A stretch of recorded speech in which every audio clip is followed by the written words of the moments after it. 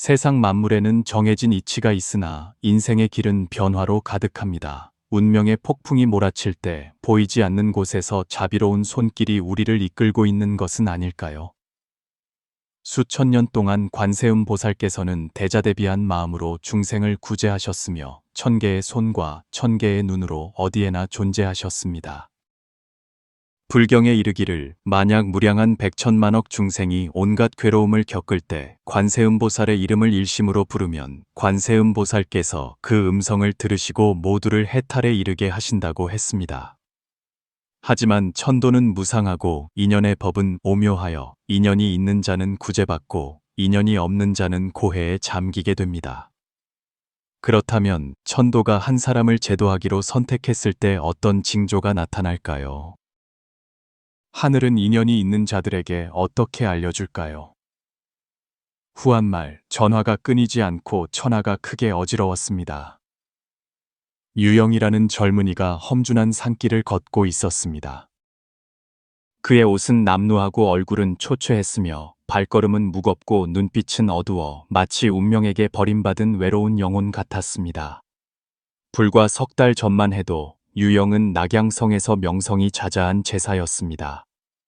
그는 서양 가문에서 태어나 부유했으며 무경에 정통하여 20살의 과거에 급제하니 앞날이 창창했습니다.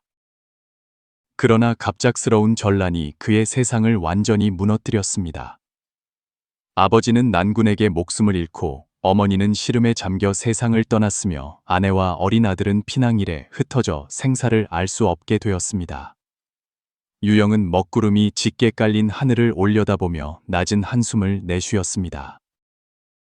하늘은 어찌 이리도 불공평한가. 나 유영은 평생 육아의 도를 지키고 효와 충신의 의를 다했는데 어찌하여 이런 지경에 이르게 되었는가. 땅거미가 지고 하늘에는 산더미 같은 먹구름이 쌓여 금방이라도 쏟아질 듯 했습니다. 유영은 비를 피할 곳을 찾아 주위를 둘러보았습니다. 바로 그때 번개가 어둠을 가르며 멀지 않은 골짜기를 비추었습니다. 번개가 사라진 후 유영은 골짜기 속에 고요한 정원이 있는 것을 발견하고 놀랐습니다. 이전에는 전혀 보지 못했던 곳이었습니다. 이상하다. 방금 전까지는 분명히 보이지 않았는데 너무 지쳐서 헛것을 본 것인가. 유영은 의심이 들었지만 비를 피하고 싶은 마음에 그 집을 향해 발걸음을 옮겼습니다.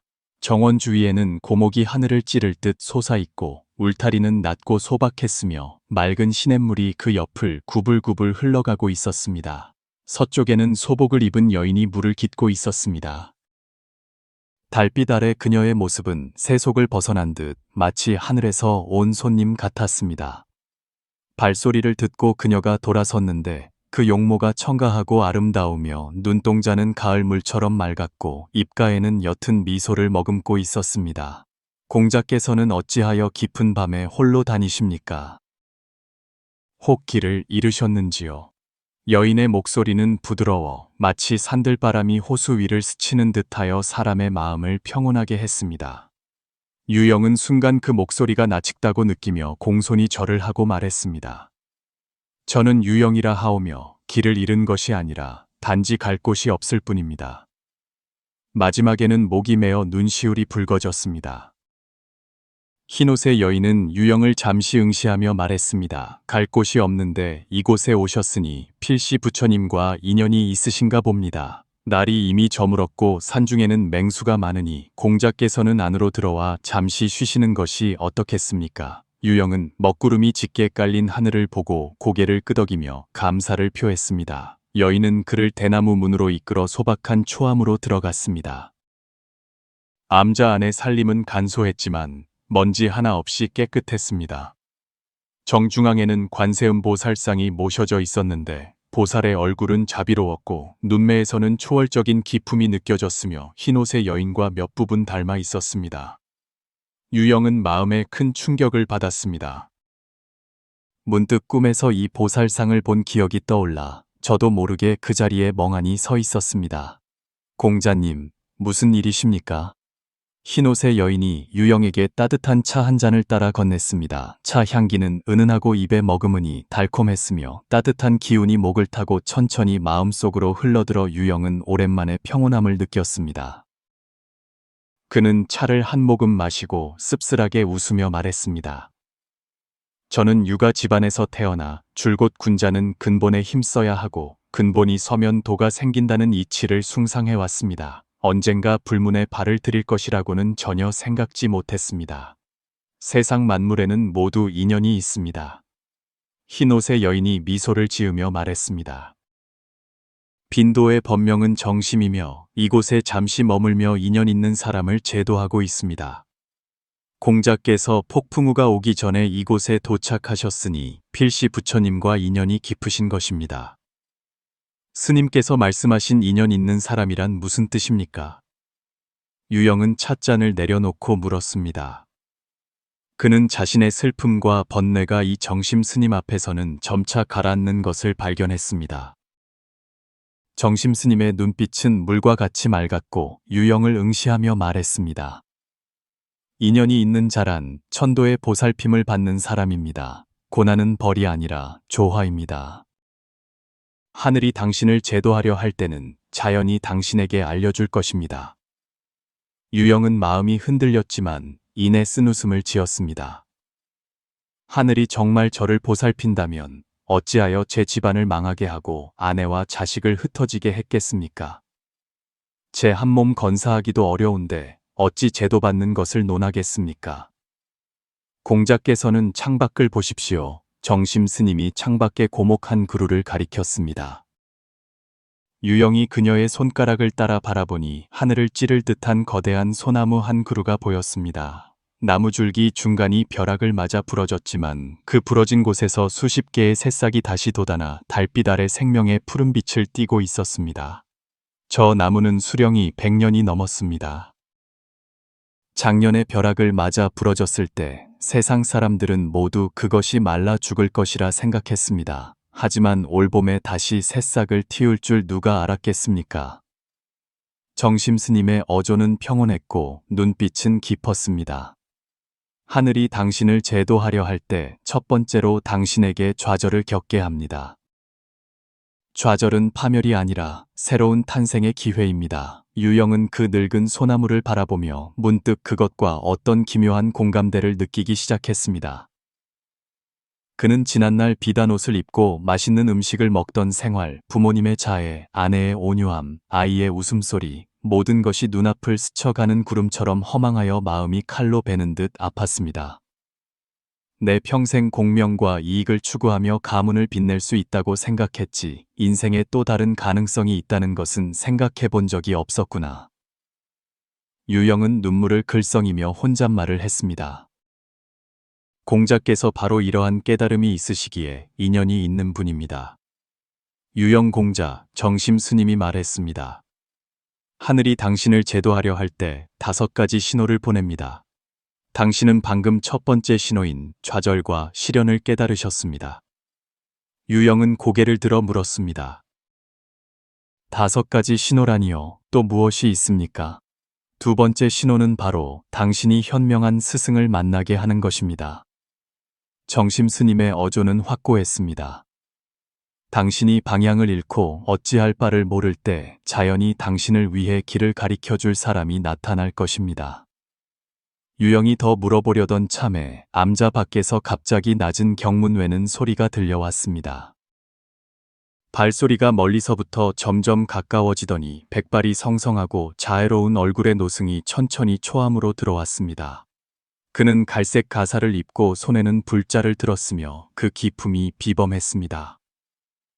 아미타불. 노승이 막 입을 열려 하자 정심 스님이 가볍게 손을 들어 제지했습니다. 오공 스승님, 별거 없으셨습니까? 정심 스님이 옅은 미소를 지으며 말했습니다. 혹이 이를 위해 일부러 오셨는지요? 노승의 눈빛은 횃불처럼 밝게 유영을 비추었습니다.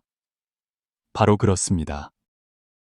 오랜만에 뵙습니다. 스님께서도 여전히 법향이 장엄하십니다. 빈승이 이곳에 온 것은 바로 인연 있는 한 사람을 찾기 위함입니다. 유영은 알 수 없는 위압감이 덮쳐오는 것을 느꼈습니다. 이 노승은 평범해 보였지만 언행 사이에서 형언할 수 없는 위험이 배어 나왔습니다.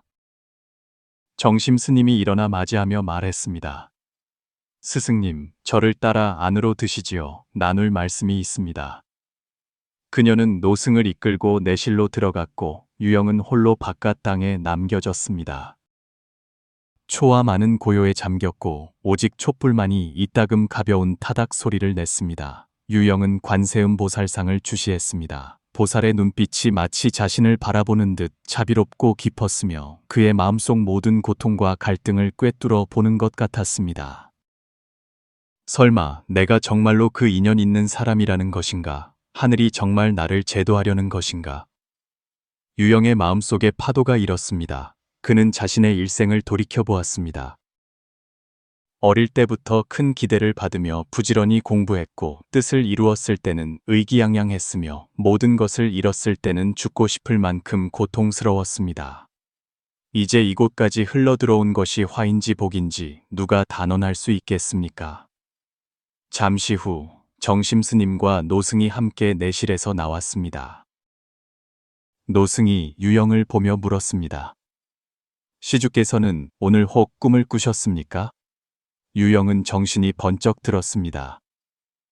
그의 뇌리에 반복적으로 나타나던 그 꿈이 스쳐 지나갔습니다. 밤마다 꾸는 꿈이 하나 있습니다. 꿈속에서 저는 높은 산봉우리 위에 서 있고 사방은 구름바다가 넘실거리며 하늘에는 밝은 달이 높이 떠 있어 그 빛이 만리를 비춥니다. 달빛 아래 버드나무 가지를 든 선녀 한 분이 저를 향해 미소 지으며 가볍게 버드나무 가지를 흔들어 감로를 뿌려주십니다. 감로가 제 몸에 떨어질 때마다 저는 시원함을 느끼고 모든 고통이 사라집니다. 여기까지 말했을 때 유영은 정심스님과 노승의 얼굴에 의미심장한 표정이 떠오르는 것을 발견했습니다. 마치 이 꿈에 어떤 특별한 의미가 있는 것 같았습니다. 노승과 정심스님은 서로 눈빛을 교환하고 고개를 끄덕였습니다. 정심스님이 부드럽게 말했습니다. 이것이 바로 하늘의 세 번째 신호인 기이한 꿈의 계시입니다. 마음이 정성스러우면 신령이 응답하는 법, 꿈에서 본 것은 종종 보이지 않는 곳의 인도입니다. 유영은 마음에 큰 충격을 받았습니다. 겉꿈도 신호란 말입니까? 노승이 물었습니다. 시주께서는 꿈속 그 선녀의 용모를 아직 기억하십니까? 유영은 눈을 감고 꿈속의 광경을 떠올리려 애썼습니다. 그 선녀의 얼굴은 온화하고 눈썹 사이에는 자비가 서려 있으며 눈빛은 물처럼 맑고 입가에는 옅은 미소를 머금고 있었습니다. 잠깐만요. 이건 바로... 유영은 눈을 번쩍 뜨고 시선을 초아만의 관세음 보살상으로 향했습니다. 그는 꿈속 선녀의 용모가 보살상과 7, 8할은 닮았다는 것을 깨닫고 경악했습니다. 보살상과 몇 부분 닮았습니다. 유영이 놀라 소리쳤습니다.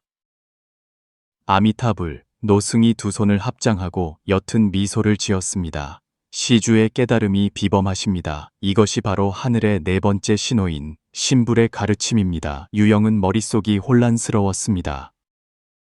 오늘 밤 일어난 모든 일이 그의 이해 범위를 넘어섰습니다. 네 가지 신호가 있다면 감히 묻겠습니다. 다섯 번째 신호는 무엇입니까? 정심스님과 노승은 서로를 보며 미소 지었고 그들의 눈에는 신비로운 빛이 번득였지만 즉시 대답하지는 않았습니다.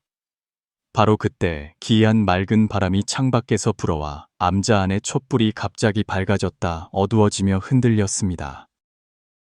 바람 속에는 마치 하늘의 소리 같은 공허한 음성이 섞여 유영의 귓가로 흘러 들어왔습니다. 그 소리는 그가 알아들을 수 없는 말을 하고 있었지만 기묘하게도 그의 마음을 평온하게 하여 마치 온천에 들어간 듯 온몸이 편안해졌습니다. 그 신비로운 바람 소리가 점차 사라지고 암자 안의 등불은 다시 밝아졌습니다. 유영은 기이한 힘이 온몸에 흐르는 것을 느꼈습니다.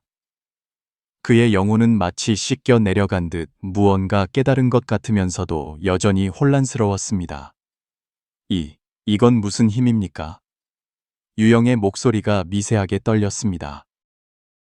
설마 이것이 다섯 번째 신호입니까? 정심스님이 옅은 미소를 지었습니다.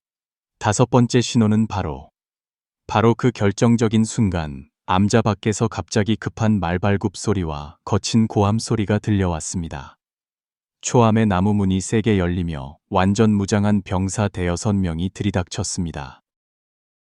그들을 이끄는 것은 갑옷을 입은 교이였는데 얼굴이 사나웠습니다. 태수의 명을 받들어 숨어있는 반란군을 수색한다. 이곳에 조정의 중죄인이 숨어있다는 제보가 있었다. 교이가 큰 소리로 외치며 손에 든 장도를 뽑아드니 칼날이 번쩍였습니다. 관계없는 자들은 즉시 벽에 붙어 서서 꼼짝 마라. 유영은 마음속으로 크게 놀라 식은땀이 순식간에 등을 적셨습니다. 그는 한때 조정의 과거 급제자였지만 이제 조정의 주인이 바뀌었으니 옛 신하는 자연히 반란군이 되었습니다. 만약 신분이 발각되면 목숨을 보존하기 어려웠습니다. 그는 무의식적으로 정심스님과 노승을 바라보았지만 두 사람이 아무 일도 없다는 듯 태연한 표정인 것을 보고 놀랐습니다. 더욱 유영을 경악하게 한 것은 그 병사들이 수색할 때 시선이 정심스님과 노승이 있는 곳을 그대로 지나쳐 버렸다는 점입니다. 마치 그곳에 아무도 없는 것처럼 말입니다. 교인은 심지어 노승의 곁을 지나갔지만 마치 공기를 통과하는 것처럼 전혀 알아차리지 못했습니다. 유영은 눈을 크게 뜨고 자신이 본 것을 믿을 수 없었습니다. 저 두 분은 분명히 저기 앉아 계시는데 어째서 병사들은 보지 못하는가? 이것은 환각인가 아니면 신의 기적인가? 바로 그때 유영과 정심스님의 시선이 마주쳤습니다. 그는 정심스님의 입가에 미소가 어려 있고 눈에는 신비로운 빛이 번뜩이는 것을 분명히 보았습니다. 그녀는 그에게 가만히 있으라는 손짓을 한 후 소리 없이 몇 글자를 말했습니다. 유영이 정신을 집중해 보니 그녀의 입모양이 이것이 다섯 번째 신호입니다 라고 말하는 것을 분명히 읽을 수 있었습니다. 형언할 수 없는 충격이 유영의 온몸을 휩쓸었습니다. 그는 자신이 지금 범속을 초월한 신의 기적을 직접 경험하고 있다는 것을 문득 깨달았습니다. 그 병사들이 수색을 마치고 성과 없이 떠난 후 유영은 정신을 차렸습니다. 정심스님과 노승은 여전히 원래 자리에 평안히 앉아 있었고 방금 전에 모든 것이 환각이었던 것 같았습니다. 이제 아시겠습니까? 정심스님이 나지막이 물었습니다. 다섯 번째 신호는 바로 신의 기적이 나타나는 것입니다. 유영이 충격에 휩싸여 물었습니다. 방금 그 병사들은 어째서 두 분을 보지 못했습니까? 노승이 설명했습니다. 보지 못한 것이 아니라 그들의 마음에 우리가 없었기에 우리를 볼 수 없었던 것입니다. 정심스님이 덧붙였습니다.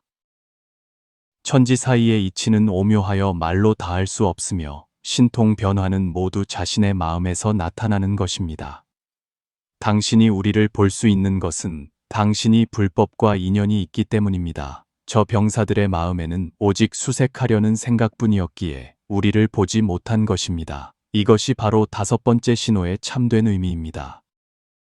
즉, 눈으로 직접 본 신의 기적도 단지 당신에게 자신의 마음을 돌이켜보라고 일깨워주는 것입니다.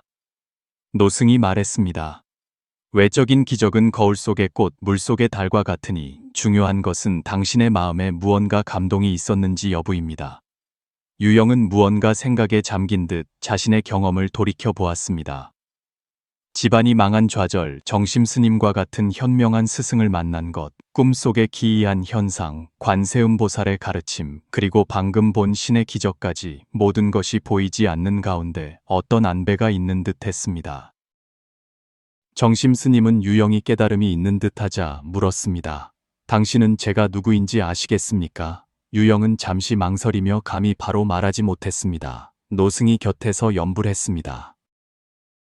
나무대자 대비 관세음보살. 유영은 그제야 모든 것을 깨닫고 땅에 엎드려 절하며 말했습니다. 제자가 어리석어 보살님의 성스러운 얼굴을 일찍 알아보지 못했습니다. 정심스님, 즉 관세음보살의 화신은 유영의 머리를 가볍게 쓰다듬으며 말했습니다. 예를 갖출 필요 없습니다. 내가 오늘 모습을 드러낸 것은 당신과 천하에 인연 있는 사람들에게 하늘이 사람을 제도할 때는 반드시 징조가 있지만 제도받을 수 있는지 여부는 전적으로 자신에게 달려 있다는 것을 알려주기 위함입니다. 관세음보살은 이 다섯 가지 신호의 깊은 의미를 자세히 설명했습니다. 첫 번째 신호는 좌절과 시련입니다. 금강경에 이르기를 일체의 유의법은 꿈과 같고 환상과 같으며 물거품과 같고 그림자와 같다고 했습니다.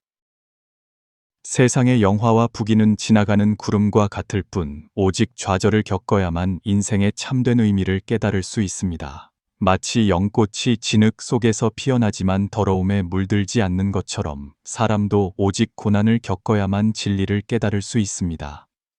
좌절과 시련이 어찌 시험이 아니겠습니까? 노승이 덧붙였습니다. 불경에 이르기를 위 없는 깨달음은 오직 마음에서만 구해야 한다고 했습니다. 외적인 순경과 역경은 모두 수행의 자료입니다. 관세음보살이 고개를 끄덕이며 말했습니다. 바로 그렇습니다. 세상 사람들은 종종 운명이 불공평하다고 한탄하지만 역경이 바로 전환점이라는 것을 알지 못합니다. 극에 달하면 반드시 반전이 있고 비색함이 다하면 태평함이 옵니다. 당신이 외적인 의지처를 잃었을 때 비로소 내면에서 힘을 찾게 됩니다. 당신이 고통스러운 시련을 겪었을 때 비로소 생명의 가치를 생각하게 됩니다. 좌절은 끝이 아니라 새로운 시작입니다. 마치 벼락 맞은 늙은 소나무가 오히려 그로 인해 새로운 생명을 얻은 것처럼 말입니다. 두 번째 신호는 현명한 스승을 만나는 것입니다.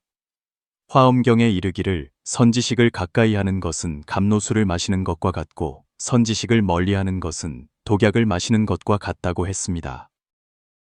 현명한 스승은 당신에게 길을 가리켜주고 당신을 올바른 길로 이끌어줄 수 있습니다. 하지만 기억해야 할 것은 스승은 문 안으로 이끌어줄 뿐 수행은 각자의 몫이라는 것입니다. 비록 현명한 스승을 만나더라도 겸허한 마음으로 배우지 않으면 참된 가르침을 얻을 수 없습니다.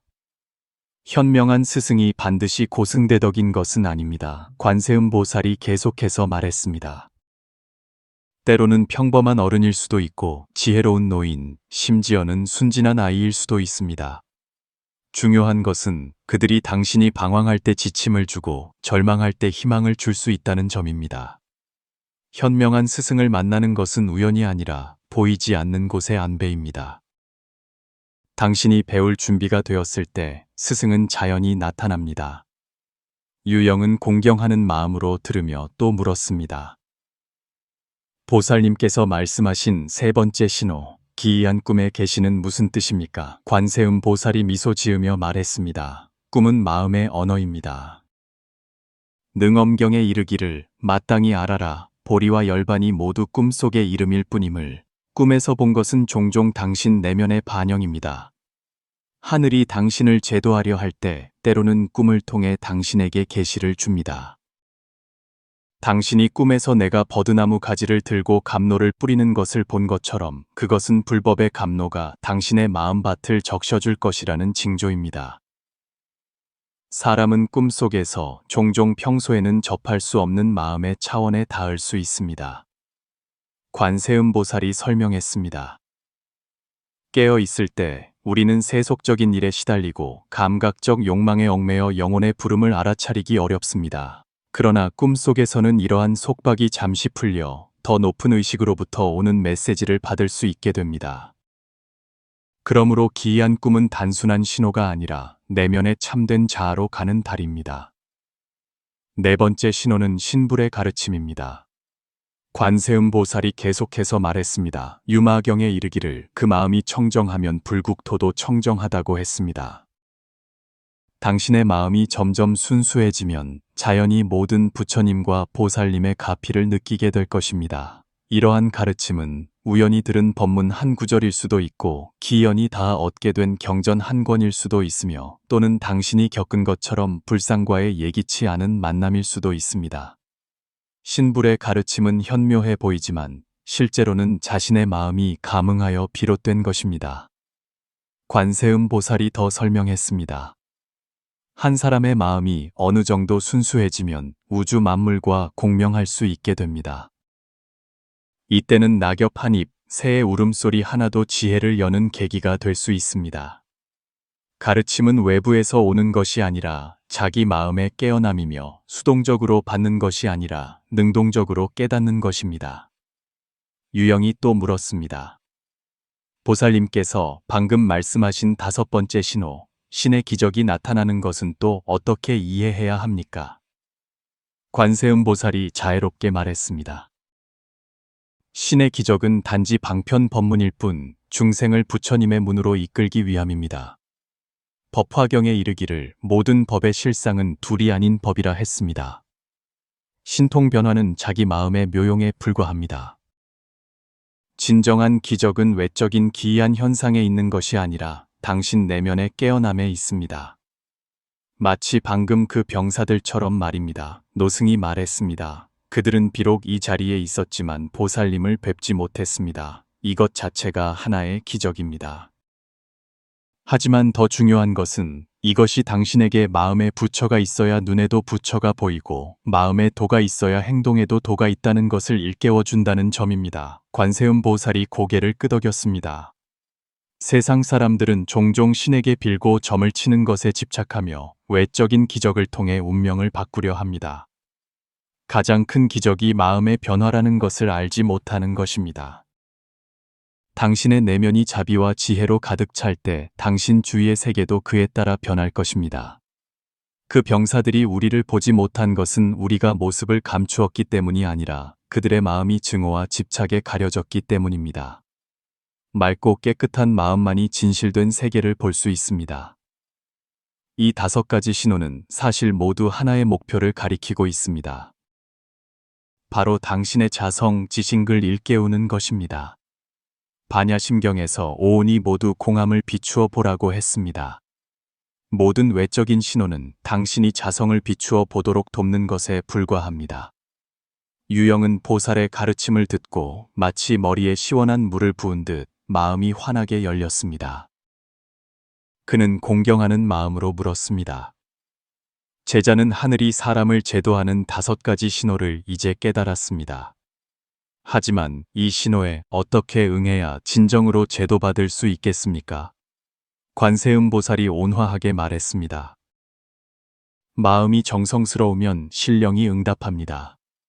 첫째, 경건한 마음을 가져야 합니다. 천지에 대해 경외심을 가지십시오. 둘째, 깨어있는 마음을 가져야 합니다. 이 신호들을 분별할 수 있어야 합니다. 셋째, 용감한 마음을 가져야 합니다. 감히 집착을 내려놓고 인연에 따라 행하십시오. 넷째, 자비로운 마음을 가져야 합니다. 자신만의 구제를 구할 뿐만 아니라 다른 사람들의 깨달음도 도와야 합니다. 마지막으로 꾸준한 마음을 가져야 합니다. 수행을 계속하고 중도에 포기하지 마십시오. 기억하십시오. 수행은 형식에 있는 것이 아니라 마음에 있습니다. 관세음 보살이 간곡히 가르쳤습니다. 당신이 어떤 길을 선택하든 중요한 것은 순수하고 자비롭고 지혜로운 마음을 유지하는 것입니다. 진정한 수행은 일상생활 속에서 드러납니다. 진정으로 수행하는 사람은 밥하고 빨래하는 속에서 도를 보고 세상 인심 속에서 선, 찬을 깨닫습니다. 관세음 보살이 마지막으로 말했습니다. 수행의 길은 길고 험난합니다. 하지만 당신이 이 5가지 신호를 알아차리고 올바른 마음가짐으로 응답한다면 당신이 불교를 믿든 도교를 믿든 유교를 믿든 모두 천도의 보살핌을 받아 마침내 해탈을 얻을 수 있을 것입니다. 아미타불, 노승이 불호를 외웠습니다. 보살님의 자비로 중생이 제도받는 길을 열어주셨습니다. 유영은 다시 머리를 조아리며 감격의 눈물을 흘렸습니다. 그가 고개를 들었을 때 초암은 텅 비어 있었고 오직 그 관세음 보살상만이 여전히 정중앙에 단정히 앉아 자비로운 미소를 짓고 있었습니다. 유영은 그제야 방금 만났던 정심 스님과 노승이 모두 자신을 깨우치기 위한 관세음 보살의 화신이었음을 깨달았습니다. 그 후로 유영은 속세의 소란을 멀리하고 그 상월자기에 작은 절을 지어 종일 경을 외고 불공을 드리며 참선하고 도를 깨우쳤습니다. 그는 더 이상 세상의 영욕과 득실에 집착하지 않고 오로지 수행에 힘쓰며 널리 선한 인연을 맺었습니다. 훗날 많은 방황하는 사람들이 이 작은 절을 찾아왔고 유영은 그들에게 관세음보살의 가르침을 이야기하며 하늘이 사람을 제도하는 5가지 신호를 알려주어 그들이 인생의 방향을 찾도록 도왔다고 전해집니다. 몇 년 후 비바람이 몰아치던 어느 날 밤 유영은 선정, 찬딩 중에 다시 관세음 보살의 모습을 보았습니다. 보살은 미소 지으며 버드나무 가지를 들고 그에게 감로를 뿌려주었습니다. 유영은 마음속으로 이것이 자신이 곧 득도할 징조임을 알았습니다. 과연 다음날 새벽 절의 제자들은 유영이 불상 앞에서 평온하게 좌화, 주어화 한 것을 발견했습니다. 그의 얼굴에는 미소가 어려 있어 마치 더 없는 기쁨을 경험한 듯했습니다. 이 이야기는 널리 퍼져나가 관음옷이 구안인 우시라 불리며 불문에서 아름다운 이야기로 전해졌습니다. 하늘이 당신을 제도하려 할 때 5가지 신호를 보낼 것이니 반드시 유의해야 한다는 관세음보살의 가르침은 수많은 수행자들의 지침이 되었습니다. 수천 년 동안 얼마나 많은 사람들이 이로 인해 깨어나 생명의 여러 신호에 주의를 기울이기 시작했고 그리하여 깨달음의 길로 들어섰는지 모릅니다. 어떤 환경에 처해 있든 어떤 신앙을 믿든 우리가 내면의 소리에 귀 기울이는 법을 배우고 생명의 암호를 해독하는 법을 배울 때 우리는 복잡다단한 세상 속에서 자신만의 길을 찾을 수 있을 것입니다. 하늘은 부지런한 자에게 보답하고 부처는 인연 있는 자를 제도합니다. 수행의 참된 의미는 신통력을 추구하는 데 있는 것이 아니라 마음의 진화에 있으며 현실을 회피하는 데 있는 것이 아니라 고난을 전환하는 데 있으며 외적인 형식에 있는 것이 아니라 내면의 깨어남에 있습니다. 좌절이 닥쳤을 때 어쩌면 그것이 바로 전환의 시작일지 모릅니다. 현명한 스승이 나타났을 때 부디 겸허히 가르침을 청하십시오. 기이한 꿈이 계시를 줄 때 그 의미를 깊이 생각해 보십시오. 신불의 가르침이 있을 때 마땅히 감사한 마음을 가지십시오. 신의 기적이 나타났을 때 더욱 자신의 마음을 돌이켜 보십시오. 결국 가장 큰 기적은 외부 세계의 변화가 아니라 내면 세계의 깨어남입니다. 가장 깊은 지혜는 경전을 외우는 것이 아니라 진리를 체득하는 것입니다. 가장 높은 경지는 세속을 초월하는 것이 아니라 세속 안에서 청정한 마음 하나를 닦는 것입니다. 어쩌면 지금 이 이야기를 읽고 있는 당신 또한 이미 하늘의 신호를 받았지만 아직 알아차리지 못했을지도 모릅니다. 부디 당신이 인생의 여정에서 가능한 모든 징조에 유의하고 매번의 내면의 부름에 귀 기울여 마침내 자신만의 그 해탈의 길을 찾기를 바랍니다.